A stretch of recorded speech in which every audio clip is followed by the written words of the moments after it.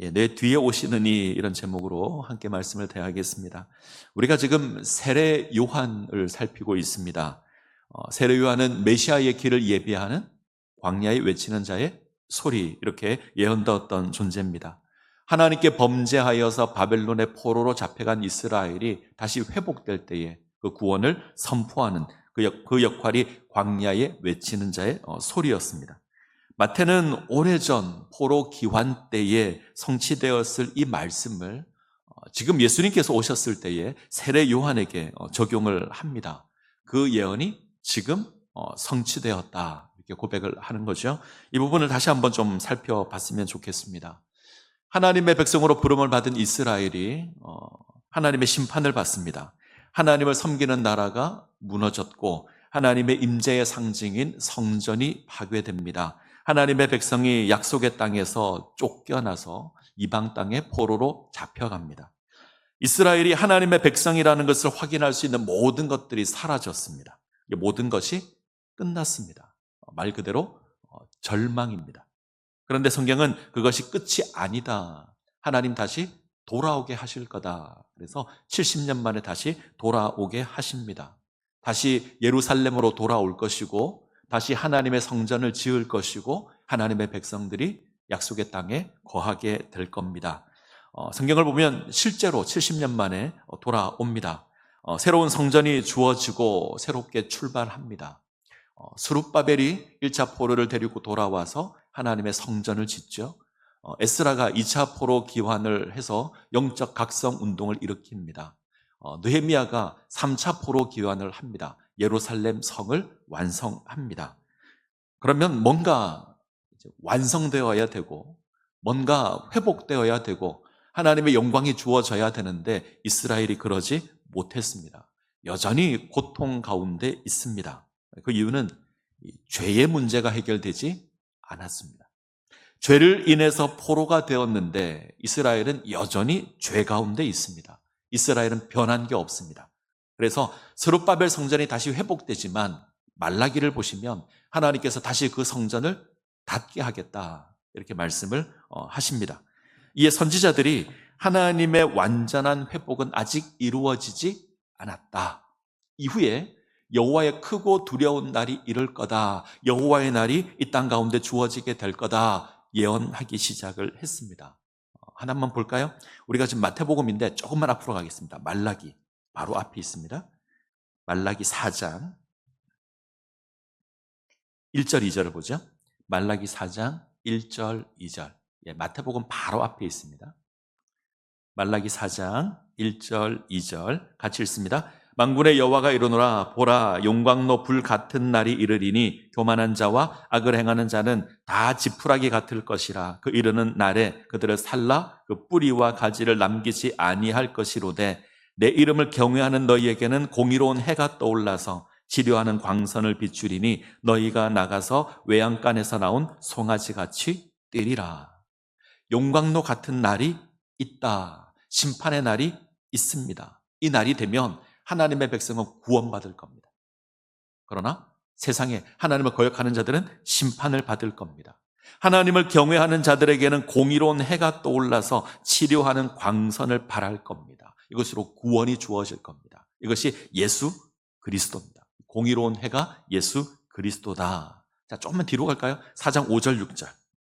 4장 5절 6절 같이 읽겠습니다. 보라, 여호와의 크고 두려운 날이 이르기 전에 내가 선지자 엘리야를 너에게 보내리니 그가 아버지의 마음을 자녀에게로 돌이키게 하고 자녀들의 마음을 그들의 아버지에게로 돌이키게 하리라. 돌이키지 아니하면 두렵건대 내가 와서 저주로 그 땅을 칠까 하노라 하시니라. 여호와의 날이 이르기 전에 하나님 선지 엘리야를 보낼 겁니다. 예수 그리스도가 이 땅에 임하시기 전에 하나님께서 엘리야를 먼저 보낼 겁니다. 우리가 마태복음에서 만나고 있는 세례 요한입니다. 이 엘리야가 와서 백성의 마음을 돌이킬 겁니다. 백성의 마음을 아버지께로 다시 돌이킬 겁니다. 이것이 회개입니다. 회개는 마음을 하나님께로 돌이키는 겁니다. 주목할 게 하나 있는데 유대인들이 이 예언을 모를까요? 유대인들이 이 예언을 압니다. 마지막 날에 메시아가 오면 세상을 심판하고 하나님의 백성을 구원할 것 유대인들이 압니다. 근데 유대인들은 예수 그리스도를 영접하지 못합니다. 배척하고 십자가에 못 박아 죽입니다. 예언을 아는데 하나님의 아들을 배척합니다. 왜 그럴까? 유대인들이 기대한 메시아와 예수님의 모습이 좀 달랐습니다. 유대인들은 정치적인 메시아를 기다립니다. 세상을 심판하고 이스라엘이라고 하는 이 나라를, 이 민족을 의롭게 세워줄 그 메시아. 가장 대표적인 것이 다니엘서의 환상입니다. 다니엘서 2장을 가면 느부갓네살 왕이 밤에 큰 환상을 하나 보죠. 큰 신상의 환상을 봅니다. 머리는 금으로 되어 있고 팔과 어깨는 은으로 되어 있고 배와 넓적다리는 동으로 되어 있고 허벅지, 종아리는 쇠로 되어 있고 발은 쇠와 진흙이 섞여 있는 이 땅에 일어날 나라들을 이야기하는 거죠. 그런데 갑자기 사람의 손으로 뜨지 않은 돌 하나가 날아와서 이 모든 것들을 부수어 버립니다. 그리고 영원한 나라가 세워집니다. 이때 사람의 손으로 뜨지 않은 이 돌을 메시아로 이해합니다. 메시아가 와서 거대한 신상을 부숴버립니다. 그럼 유대인들이 생각하는 메시아는 세상을 심판할 메시아. 바벨론도 무너뜨리고 메데 바사도 무너뜨리고 헬라도 무너뜨리고 로마도 무너뜨릴 그 메시아를 고대합니다. 철저히 정치적인 메시아를 고대하는 거죠. 로마와 싸워서 이길 메시아, 이방 민족을 심판할 메시아, 우리를 의롭게 세워줄 메시아, 멋진 정복자를 기대합니다. 근데 우리가 마태복음에서 해야 되는 세례요한은 약간 다릅니다. 세례요한은 예수가 메시아라는 것을 압니다. 다른 유대인들은 예수님의 메시아라는 걸 거부하지만 세례요한은 압니다. 그리고 정치적인 메시아가 아니라 죄에서 구원할 메시아라는 것도 압니다. 지금 세례요한과 유대인들이 바라보는 시각이 조금 다르죠. 그런데 세례요한도 심판하고 군림할 메시아를 기대합니다. 무슨 말이냐면 죄를 심판하고 죄인을 심판하고 하나님의 백성을 의롭다 할 메시아를 생각합니다. 유대인들처럼 정치적인 메시아를 생각하지는 않지만 여전히 왕으로 와서 죄인들을 심판하고 의로운 하나님의 백성들을 구원할 메시아, 세례 요한이 생각하는 메시아입니다. 오늘 이 부분을 좀 살펴보려고 합니다.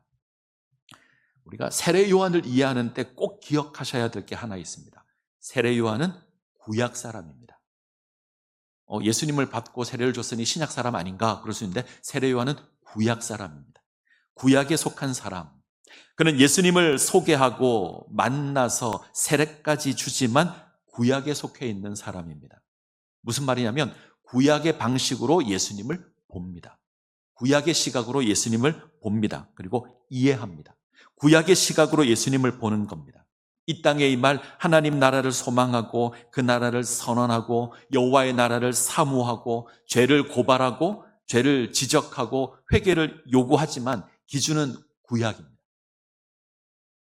자, 마태복음 3장 11절 12절 오늘 우리가 읽은 본문인데 한번 더 읽어볼까요?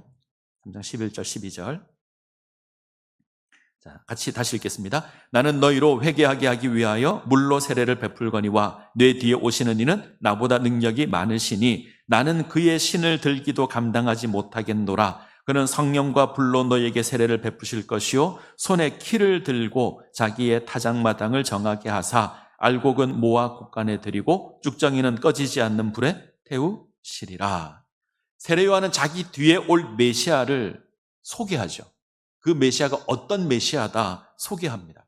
자기와 비교해서. 내 뒤에 올 메시아는 나보다 능력이 많습니다.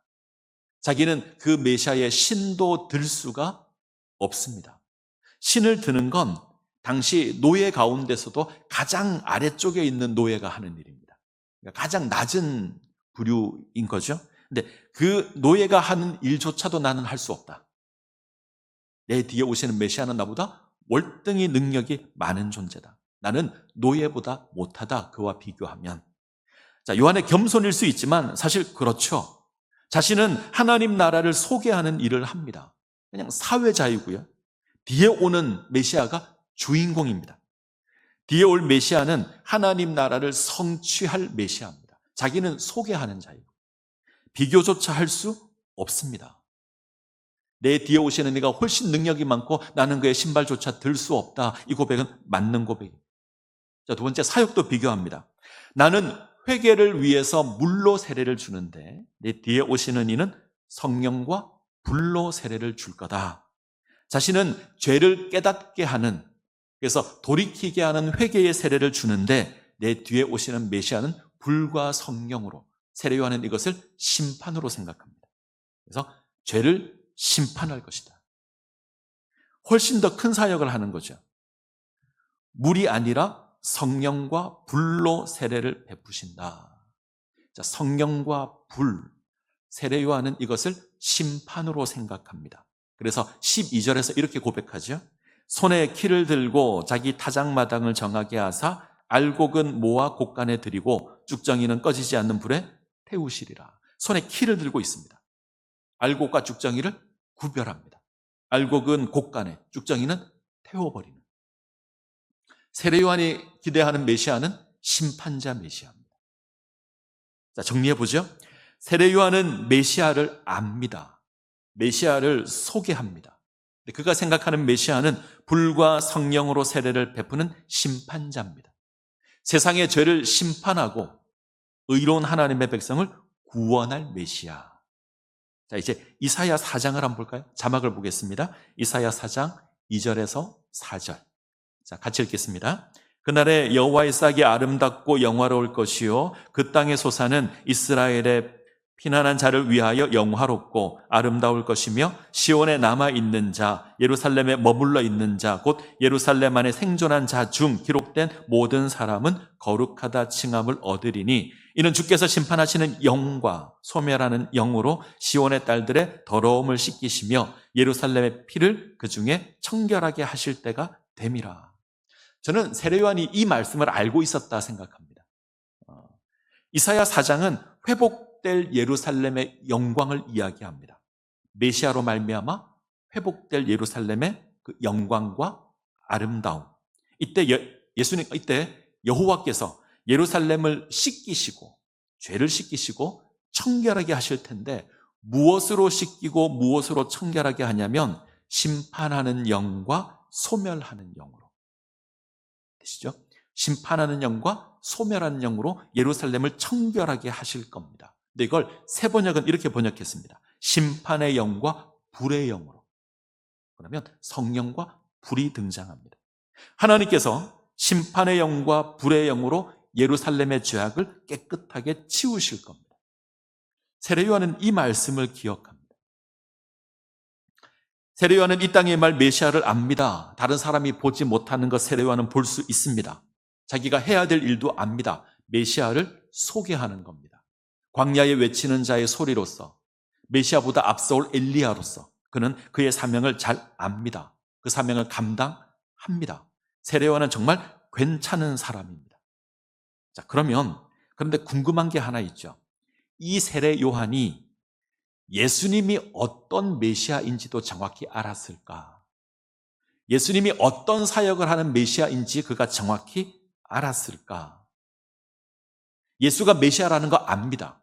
사람들 앞에 내 뒤에 오시는 메시아라고 소개도 할 수 있습니다. 그러면 그가 예수를 정확하게 알았을까? 예수님께서 십자가를 지시고 죽을 것도 알았을까? 이건 좀 다른 문제입니다. 마태복음 11장, 우리가 나중에 살피겠지만 11장을 가면 감옥에 갇혀있는 세례 요한이 예수님께 제자를 보냅니다. 그리고 물어요. 뭐라고 묻죠? 오실 그이가 당신입니까? 아니면 우리가 다른 사람을 기다려야 합니까? 이 질문은 굉장히 우리를 당황스럽게 합니다. 딴 사람이 물은 게 아니라 세례 요한이 물었습니다. 예수가 메시아라는 걸 알고 있는 사람이고 다른 사람에게 소개까지 했던 사람인데 이 사람이 예수님께 묻는 겁니다. 당신이 진짜 메시아가 맞습니까? 내가 착각한 거 아닙니까? 우리가 다른 사람을 기다려야 되는 거 아닙니까? 왜 이렇게 물었을까요? 물음표가 생겼습니다. 의심이 생겼습니다. 자기는 메시아라고 생각하고 소개까지 했는데 아닐 수도 있다는 생각이 든 겁니다. 이때 예수님이 대답을 하시는데 핵심은 이겁니다. 나를 인해 실족하지 않는 자가 복이 있다. 나를 인해 넘어지지 않는 자가 복이 있다. 무슨 말일까요? 세례 요한은 실족했습니다. 세례 요한은 넘어졌습니다. 실망했다는 겁니다. 세례 요한이 예수님에 대해서 실망했다. 쉽게 이해가 안 되죠. 딴 사람도 아니고 세례 요한인데. 다른 사람은 예수가 메시아라는 걸 거부하는데 세례 요한은 예수를 인정했던 사람입니다. 그런데도 실족합니다. 왜 그랬을까? 답은 세례 요한이 구약 사람이어서 그렇습니다. 그가 구약이라는 산에 올라가서 예수를 바라봅니다. 구약의 눈으로 예수를 바라봅니다. 구약이라는 안경을 쓰고 예수를 바라봅니다. 구약 사람들 중에서, 구약에 등장하는 여러 선지자와 여러 사람들 중에서 가장 가까이에서 예수님을 봤습니다. 그죠? 직접 예수를 만났고 예수님에게 세례도 줬습니다. 소개도 시켰습니다. 구약 사람 중에서는 누구보다 예수님을 잘 압니다. 예수님께서 이렇게 말씀하십니다. 여자에게서 난 자 중에 제일 큰 자가 세례 요한이다. 이 말은 구약 사람들 중에서 가장 가까이에서 예수를 보았다는 겁니다. 그런데 구약 사람입니다. 완전히 모릅니다. 예수님의 십자가를 모릅니다. 예수님이 십자가를 지시고 우리를 구원하실 거라는 그 대속의 은혜를 세례 요한은 모릅니다. 세례 요한은 어떤 메시아를 생각하고 있는 거죠? 죄를 심판할 메시아. 죄 때문에 죽을 메시아를 생각하지 않았습니다. 그림을 하나 보여주시죠. 콜라인데. 콜라가 어떤 음료수인지 가장 정확하게 알려면 어떻게 해야 되죠? 먹어봐야 됩니다. 마셔봐야 합니다. 세례 요한은 어떻게 했을까요? 가장 가까이에서 콜라를 봤습니다. 손에 들고 어떤 회사에서 만들었는지, 재료는 뭐가 들어갔는지, 며칠 날 만들었는지, 언제까지 먹을 수 있는지, 심지어 잔에 따르기까지 했습니다. 따를 때 나는 그 소리도 들었을 겁니다. 그런데 먹어보지 않았습니다. 이해가 되시죠? 설명은 할 수 있고, 그런데 먹어보지 않았습니다. 이런 맛일 거야라고 추측만 했습니다. 근데 콜라를 정확하게 설명하려면 마셔봐야 합니다. 세례 요한은 이 땅의 메시아가 죄를 심판할 재판관이 될 것을 기대합니다. 심판하는 것으로 죄의 문제를 해결할 거다. 죄 있는 자는 심판을 받을 것이고 그 마음을 돌이킨 자는 구원을 받을 거다. 이렇게 생각을 한 겁니다. 그래서 죄를 자복하는, 마음을 돌이키는 그 회개 세례를 선포한 겁니다. 때문에 메시아는 손에 키를 들고 있어야 합니다. 손에 도끼를 들고 있어야 합니다. 근데 예수님의 사역을 보니 그런 모습이 아닙니다. 심판자가 아닙니다. 뭔가 큰 역사를 일으킬 것으로 기대를 했는데 가난한 자와 함께하고 죄인들과 함께합니다. 누가 보아도 구원받지 못할 것 같은 저 세리들과 함께하고 저 창녀들과 함께합니다. 세례 요한이 볼 때 저들은 심판의 대상이지 구원의 대상이 아닙니다. 근데 예수님이 그들과 함께 있습니다. 이해가 안 되죠? 보내서 묻는 겁니다. 오실 그이가 당신이 맞습니까? 내가 착각한 거 아닙니까? 세례 요한이 예수님을 제대로 모른다라는 겁니다. 이 땅에만 메시아는 화려한 왕이 아닙니다. 우리가 지금까지 살펴봤던 마태복음의 모습만 보아도 분명합니다. 헤롯이 두려워서 도망가야 하는 왕이고요. 그는 나사렛 출신입니다. 나사렛 예수라고 불립니다. 초라하고 볼품 없다는 겁니다. 두려움에 숨어야 하는 그런 예수입니다. 사람들이 기대한 화려한 예수가 아닙니다. 그래서 묻습니다. 오실 그이가 당신입니까? 우리가 다른 사람 기다려야 합니까? 무언가 놀라운 거 기대했는데 초라하게 주어지면 사람들은 실망할 겁니다. 유대인들은 화려한 왕을 기대했는데 스스로 메시아라고 하는 예수를 보니 이게 이해가 안 됩니다. 배척하는 거죠. 십자가에 넘겨주고 죽였습니다. 세례 요한은 실족합니다. 오실 그이가 당신입니까? 2002년 한일 월드컵을 우리는 기억합니다. 우리는 놀라운 성과를 거뒀습니다. 월드컵 4강. 우리가 다시 월드컵 4강에 갈 수 있을까? 잘 모르겠습니다. 갈 수는 있겠지만 정말 쉽지 않을 것 같다. 이런 생각을 합니다. 이 놀라운 기적 중심에 외국인 감독이 있습니다. 누구죠? 히딩크 감독이 있습니다. 거스 히딩크. 와, 외국인 감독이오니 우리가 4강을 간다. 우리 그랬습니다. 흥분했고요. 그래서 히딩크가 감독을 사임하고 그 다음 감독도 외국인을 세웠습니다. 기대를 했죠. 이름이 코엘류. 혹시 기억나실지 모르겠습니다. 포르투갈 감독인데 히딩크 후임으로 왔어요. 너무나 큰 기대를 가졌습니다. 결과는 베트남에게 집니다. 0대1로. 오만에게 1대3으로 집니다. 세계 142위인 몰디브라고 하는 조그마한 섬나라가 있는데 비깁니다. 그때 저희 나라 랭킹이 22위였습니다. 22위가 142위와 싸워서 비겼습니다. 이 말도 안 되는 결과가 주어졌습니다.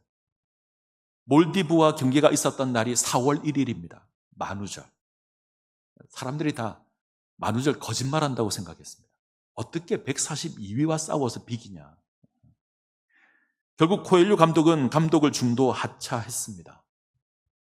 기대를 했는데 결과는요, 마땅히 이겨야 될, 당연히 이겨야 될 그 나라들에게 졌고, 심지어 정말 상대조차 되지 않는 나라와 비겼습니다.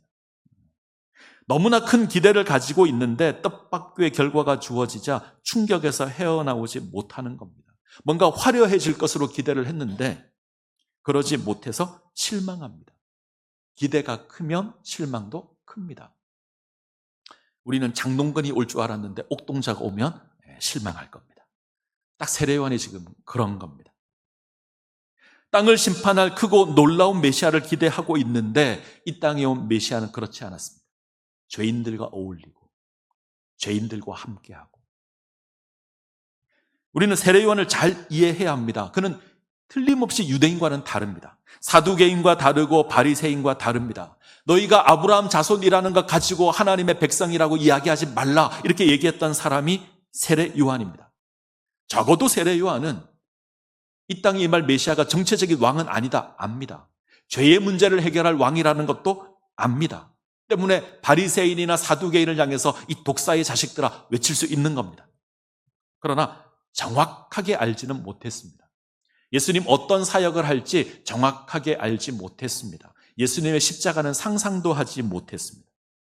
그래서 물음표를 지니는 겁니다. 물론 예수님의 사역을 통해서 죄가 심판받고 하나님의 백성이 구원을 받을 겁니다. 그러나 이 심판의 사역은 마지막 날에 완전하게 주어질 겁니다. 지금 이 땅에 임한 메시아는 심판이 아니라 섬기러 왔습니다.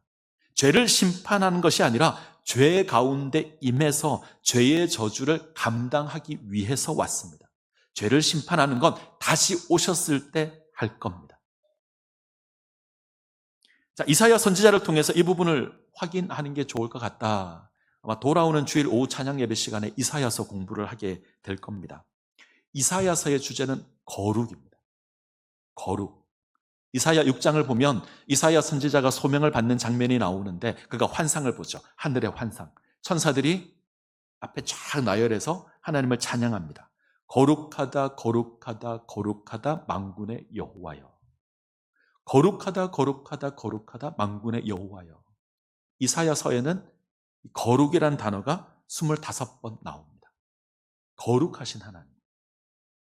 거룩하신 하나님이 이스라엘 백성을 거룩한 백성으로 불렀습니다. 근데 이스라엘이 하나님을 잘 섬겼을까요? 아니요. 그들은 거룩하지 못했습니다. 하나님은 그들을 불러서 거룩한 백성으로 제사장, 왕 같은 제사장으로 세웠는데 이스라엘은 거룩하지 못했습니다. 하나님 거역하고 더러운 죄를 짓고 하나님 말씀을 어깁니다. 하나님을 섬기는 것이 아니라 우상을 섬깁니다. 거룩으로 불렀는데 죄를 지었습니다. 그들의 성은 살인자로 넘쳐났고 그들의 포도원은 들포도가 맺혔습니다. 거룩함을 상실한 이스라엘, 하나님께서 심판하십니다. 이게 1장부터 39장까지 이야기입니다. 심판하겠다. 그런데 40장부터 66장을 보시면 위로의 이야기가 나옵니다. 40장 1절이 이렇게 시작합니다. 너희는 위로하라, 내 백성을 위로하라. 이 뒷부분을 이제 위로의 책 이렇게 부르는데 하나님께서 다시 회복시키겠다. 다시 이스라엘을 구원시키겠다. 하나님께서 기꺼이 이스라엘을 기억하시고 다시 회복시키겠다. 새로운 구원의 시대를 열겠다. 이것으로 위로하라는 겁니다. 이 위로에 메시아가 와서 너희를 구원할 거다. 우리가 살펴봤던 광야에 외치는 자의 소리가 있을 거다. 이 메시지가 여기에 담겨 있습니다. 근데 중요한 건 이 메시아가 승리로 이스라엘을 위로하지 않습니다. 이 메시아는 굴욕당하고 고난당하고 패배하는 것으로 위로합니다. 많은 백성 가운데 슬픔 당한 자를 인형 뽑기 하듯이 뽑아가지고 옮겨놓지 않습니다. 이건 하나님의 위로가 아닙니다. 하나님이 슬픔 당한 백성 가운데 들어가셔서 그들과 함께 하시고 그들의 슬픔 가운데 동참하십니다. 이것으로 위로하십니다. 하나님께서 친히 백성들 가운데 들어가십니다. 고난당하는 백성 가운데 친히 들어가셔서 함께 고난당하십니다. 함께 슬퍼합니다. 함께 아파합니다. 그것으로 위로합니다. 예수님 문둥병자를 고칠 때 어떻게 고쳤는지 아십니까? 문둥병자에게 손을 대십니다. 문둥병은 저주받은 병입니다. 그는 사람을 대할 수도 없고 만질 수도 없습니다. 문둥병자를 만지면 그 사람도 부정해집니다. 근데 예수님 문둥병자를 만지십니다. 문둥병자가 안고 있는 그 부정함 가운데, 그 저주 가운데 예수님 동참하시는 겁니다. 그것으로 문둥병자를 고치십니다. 이 일을 위한 메시아가 하나님의 고난의 종, 이사야에서는 고난의 종으로 나옵니다. 자, 이사야 42장 1절부터 4절을 볼까요?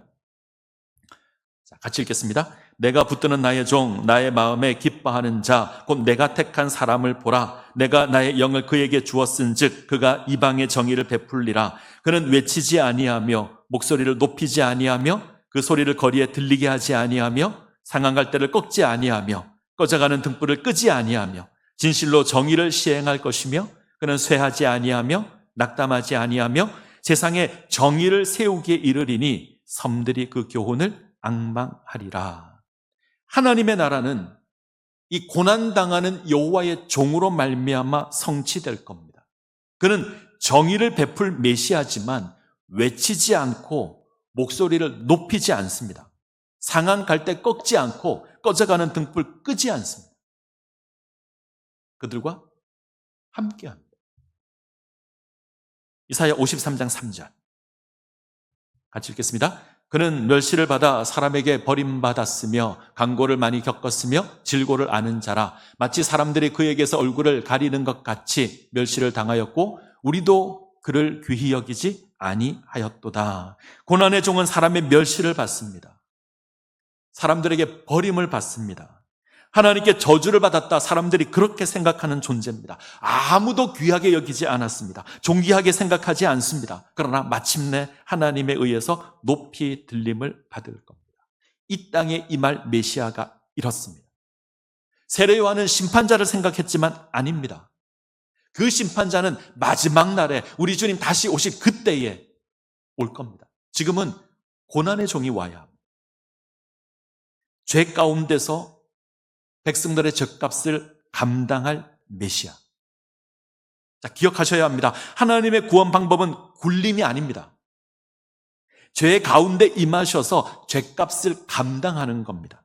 죄인된 백성 가운데 임하셔서 백성의 죄를 감당하는 것으로, 자신이 그것을 지는 것으로, 그것으로 구원하고 그것으로 위로합니다. 이 일을 위해서 예수님 이 땅 가운데 오셨습니다. 성육신 하셨습니다.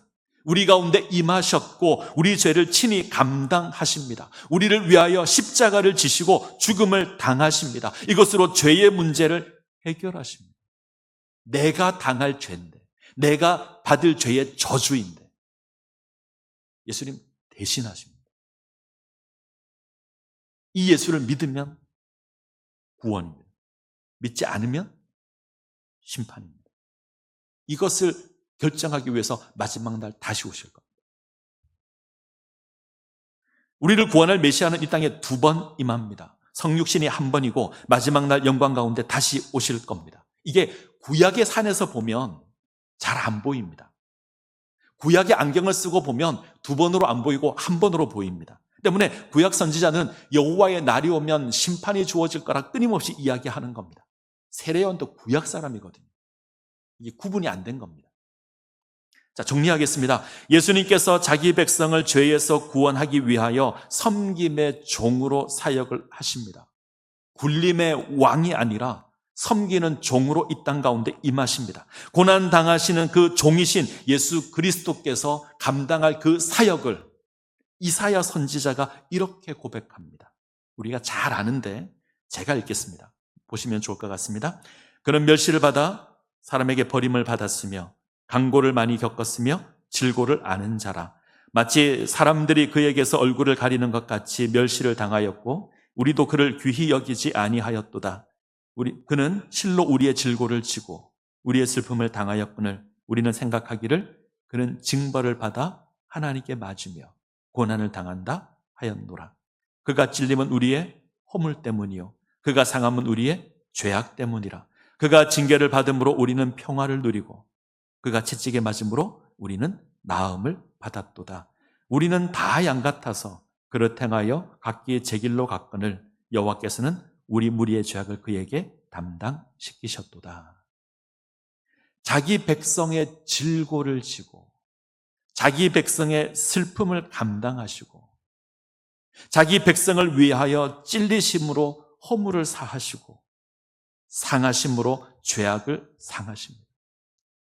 징계를 받음으로 백성들에게 평화를 허락하시고 채찍에 맞음으로 치유하십니다. 이것으로 죄를 제거하는 겁니다. 청결하게 하는 겁니다. 예루살렘을 씻기는 겁니다. 오신다는 그가 당신이 맞습니까? 우리가 다른 사람 기다려야 하는 거 아닙니까? 우리가 이 예수를 제대로 이해하지 못하면 똑같이 물을 수 있습니다. 예수를 안다는 세례 요한도 이랬습니다. 만약 우리가 예수를 제대로 이해하지 못한다면 우리는 세례 요한처럼 똑같이 물을 겁니다. 아니, 우리는 세상을 살아가면서 수없이 물을 겁니다. 당신이 정말 이 땅을 구원할 메시아가 맞습니까? 당신이 나의 구세주가 맞습니까? 내게 이런 일이 일어나는데, 내가 이 고난을 당하는데, 내가 이 어려움을 당하는데 왜 이렇습니까? 우리는 기대와 다르면 물을 겁니다. 따질 겁니다.